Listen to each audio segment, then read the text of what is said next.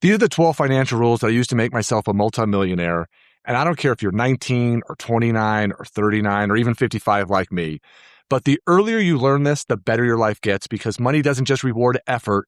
It rewards financial literacy and knowledge so much more. So I've been in real estate for over 25 years, and I have a degree in finance and economics. And I've watched people build real wealth, and I've watched other people bury themselves financially. It always comes down to these same 12 money rules. So number one is invest early. Compounding is a cheat code, and waiting to quote unquote feel ready will cost you thousands, if not hundreds of thousands of dollars. So go online, pull up an investment calculator, retirement calculator, and the numbers are crazy when you start early. So here's an example. If you start at 20 years old and invest just $100 a month in the stock market and you earn an average of 10% returns, which is roughly the average over the last 50 years, you're going to have well over $1 million by the time you're 65. But if you wait just 10 years and do the exact same thing starting at 30, you'll have just under $380,000. So you can see you just cost yourself at least $600,000+, and that is the cost of waiting. So you have to start early, even if you're investing small amounts of money. And I was just having this exact conversation with 4 13-year-olds the other day. And if they started now and just increased that $100 to a little more and a little more month over month over month, the numbers were absolutely ridiculous. You should have seen their faces when they saw how many millions and millions of dollars they actually could have. So you don't have to be super smart. You just have to start. And it's kind of like, in my mind, it's like planting a tree. The best time to plant that tree was 10 years ago. The second best time to plant that tree is right now. So let's get started and get investing. Number two, freedom is the real flex, not the stuff. Money doesn't fix your life. What it does is it gives you options. And that's what I've been trying to create is that financial freedom that we're all looking for. And it's freedom to walk away from bad jobs, from bad bosses, from bad deals. Freedom to spend time on what matters most to you. So let me give you an example, okay? I've said no to business opportunities I didn't want to do, and I said yes to others I love because I didn't need the money. I actually had the financial freedom to be able to say no to people. I've taken real vacations and stayed in places I never thought I would be able to afford. I was able to be present with my family because I wasn't in a desperate financial situation, and it took me years and years to get there. But now it's amazing how I'm able to make choices so much more based upon what I want to do and don't want to do versus what I have to do. And that's what real wealth buys you. It's time, it's freedom. And to me, happiness is built, freedom is bought. Number three, kill your debt. It is a trap. It traps your future. It is a big problem. And debt at the beginning looks kind of harmless because everyone does it. And that's the problem. It might look normal. It might feel normal. But debt for most people is not putting them in a great financial situation. And debt doesn't just steal your money. It steals your time. It steals your freedom. And especially it's your future freedom that you're now financing against. It really causes problems for yourself. So every time you borrow, you handcuff your future self, and you just don't want to do that, okay? Back when I started in real estate as a young guy, I watched a real estate agent who was making decent money, but after a car payment and overspending on a credit card and buying the newest gadgets for his real estate career, his paycheck or his commission checks that he was earning were gone, and he was working his way to pay everybody else, not build up his life or his financial future. And I was looking at it this way. If you can't pay cash, or you don't have at least twice as much cash sitting in the bank to afford that, then you shouldn't be doing it. No exceptions to that rule at all, okay? So number four, live under your means so you can live over them later. So what does that mean? You're never going to out-earn your bad habits. Every raise you get is a test. Will you build wealth, or will you buy stupid stuff? So when my real estate career started taking off and I started making substantially more money than we did, previously to that, we didn't go out and buy a bunch of new cars. We didn't just go out and buy a new house. We did a lot of reinvesting back into our business, putting a lot of money away for the future. And we poured money into accounts like retirements and investments, our kids' college funds. And we kept our lifestyle relatively the same. Maybe we took an extra vacation or did a little bit more nicely.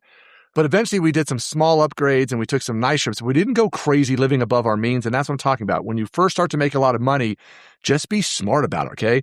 You can't flex your way to financial freedom. It's where a lot of people get themselves caught. And I see it all the time in the parking lot of my office with cars and new houses and things that people do. It's just, you want to keep that lifestyle under control so that when you start to, be able to have the time freedom to do more things, you'll be able to do them. So number five, emergency fund. This is zero debate. You are not stable until you can handle some bad luck, or you can have some job issues or some income issues for some time. You don't want to have to be worried about this. And again, if you get a flat tire or you have a medical bill or you have a job loss or something that happens to you, you want to make sure you have that cushion and that money so there's no panic. And then you don't have to go onto credit cards and start doing silly stuff that you see so many people have to do. And I can remember back in the day, we had that happen. We had a car transmission blew. At the time, it was about $1,000 to $1,500 to fix it. No big deal. We had the money in the bank and we were able to do what we needed to do. So you don't want to have an emergency to cause your finances to really freak out. You just want it to be one of those, oh, well, it's a shitty thing to have happen. I got to do what I got to do, but the money is there and you've built up that buffer. So, I don't care what anybody else says. Put enough money in your emergency fund that makes you comfortable. So if you're someone who wants 3 months, for someone who wants 6 months, I know some people have 12 months. You just have to do what you have to do, but you got to start and minimum start with at least putting $1,000 away. And again, I personally think 3 to 6 months is what you need, but you can do more. It depends on how your income is built up. So I'm a commission salesperson, so I like to have more than most people, but do what you got to do. Now, number 6 for me is one of those ones that people might be surprised that I talk about is renting peace sometimes is better, and you're not in this hurry to buy a house or be in this hurry to buy way too much house. So everyone online, I talk about a lot too, is buy a house, buy a house, buy a house. It is one of the best tools you can have to build up your long-term wealth, but I've been a realtor for 25 years and part of thousands of real estate transactions. And you need to do this when you are ready, when you are financially ready, when you know you are going to be in the same community for a long time. So don't let anyone rush you into buying a house. Don't let anyone have you spend more money than you should. And there's lots of different programs, whether it's FHA, VA, USDA, conventional, 15-year mortgages, 30-year mortgages. There's lots of different ways you can do this. You can house hack.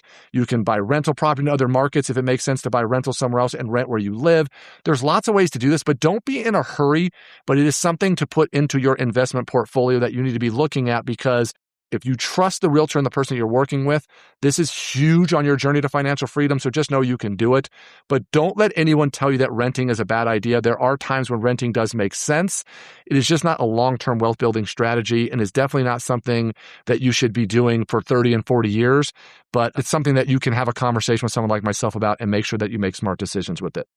Number 7 is pay yourself first and fund money comes later. So I'm flipping the script. This is where I want people to treat their savings and investment almost like a monthly bill. So automate it. Have money go into your savings in your retirement accounts. Have money go into your investment accounts. And then it's happening beforehand, and then live on the rest. And as long as you're not going into debt, that's how you're going to win in this long-term game that we're trying to play. And systems and setting up proper systems will beat willpower every time. So if you haven't read the book, The Automatic Millionaire by David Bach, this is one I suggest. We have a new updated version we can show you. Can put a link down in the description below and give you a picture of what it looks like now. But if you set it, you forget it. You just have it happen automatically, and let this long-term compounding in that long-term game do the heavy lifting for you. That's how you're going to win, okay? Now, number 8 is cars drain your bag, so buy smart or buy cheap. I'm actually in the market right now looking for my own car, and it's not something where I need something fancy to flex. I literally drive a 14-year-old car now, but buy something that is in your wheelhouse, okay? An average car payment these days is $750 a month, and that's $9,000 a year. And to me, that's just crazy. I haven't had a car payment in a very long time. And so just be smart about what you're doing when you're purchasing cars. Again, I'm getting ready to get rid of my 2013, 2014 Mercedes I bought when it was 4 years old, and now it's not worth a whole lot. But at the time I paid cash for it. It has over 160,000 miles on it, but I haven't had a car payment in over a decade. And it's just time for me to do something new. It's time for me to get a new car. And I'm debating, I might actually buy a new car because I keep them for so long. But just be smart when you're thinking about this, because I watch so many people, especially in the real estate business, who overspend so much on a car. So drive something humbly now. Start with something that's in your wheelhouse that's affordable. And then someday, like I'm in a position now where I can go out and buy any car I want to. I just want to be smart about it, okay? Number 9, this is one I talk about, but budget so that your money is listening to you. You need to know what's coming in. You need to know what's coming out. I know people hate the word budget, but I want to mention it briefly and quickly. So you just have to pay attention to what you're spending, what your debts are. And I don't want to kill a dead horse with this one because I don't want to talk about budgets much, but just know you have to pay attention to what you have coming in and what's going out.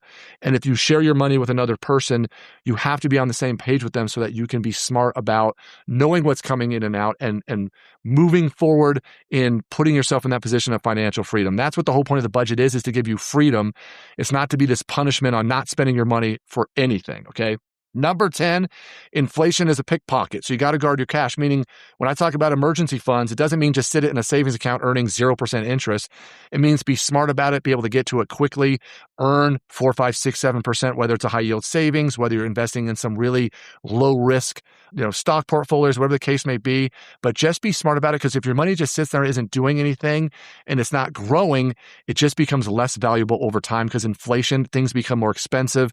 And then that same dollar that you could buy something with now becomes worth less and less and less. So you just have to understand how that all works.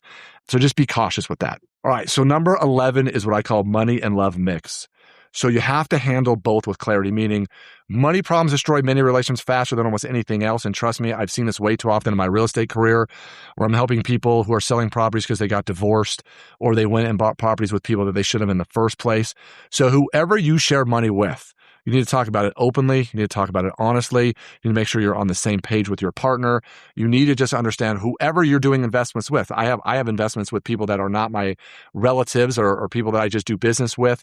And so you have to be careful about how you do this. If you're in a business with somebody or you have coworkers that you went and did something with, I've just seen too many times where couples make crazy money decisions and it gets them in trouble. So I've just seen it happen over and over. So if you do share money with someone else, just be smart. Communicate it with each other, and just know that you just have to be cautious. And some people keep their money completely separate. Some people keep their money all combined with their partners. And just know, financial peace creates relationship peace. So if you're on the same page with these things, just be careful with it. And then the last one we want to talk about is number 12. And this is the one that people have a hard time with, is wealth is built slow over time. So be patient.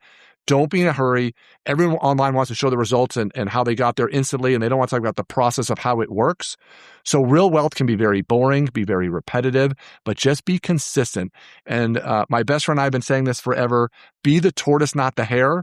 And what that means is if you just go slow and steady, you're going to win for sure. And then if you want to do some other things where you take a little more high risk, but you're doing the smart things first, that's great. So for example, I have an office building we built 14 years ago, and it was just cheaper than renting space. It was a smart decision for us. And now 14 years later, here it is. We own it free and clear. We're in the process of selling it.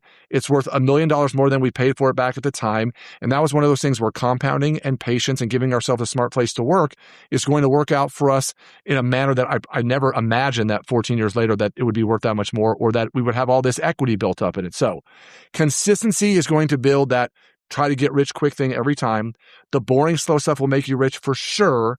And so just know that as you're doing all these things. So if you have questions about these, let me know. So here's the thing. Let's wrap this up. You don't have to master all 12 of these things right now. Start with one or pick 2 or 3 and then learn it. Be smart with it. Be cautious with it. And just start to do it over and over and over. And just understand that doing these things will have you winning over the long term. And once you do one, then move on to the next, and then move on to the next, and just keep slowly building all these things. And the earlier that you can learn this stuff, the easier life's going to become for you. Because I'll tell you this, as I see people, having lots of money isn't what makes them happy, but what it does, it gives them better choices, allows them to make better decisions. And then it just puts them in a situation where they're able to make decisions, not things they have to worry about. So with that being said, if you have questions, reach out and check out some of the other videos, because we have some that are very specific to each one of these 12. So you can go in depth on each one a lot more than we were able to do in today's video.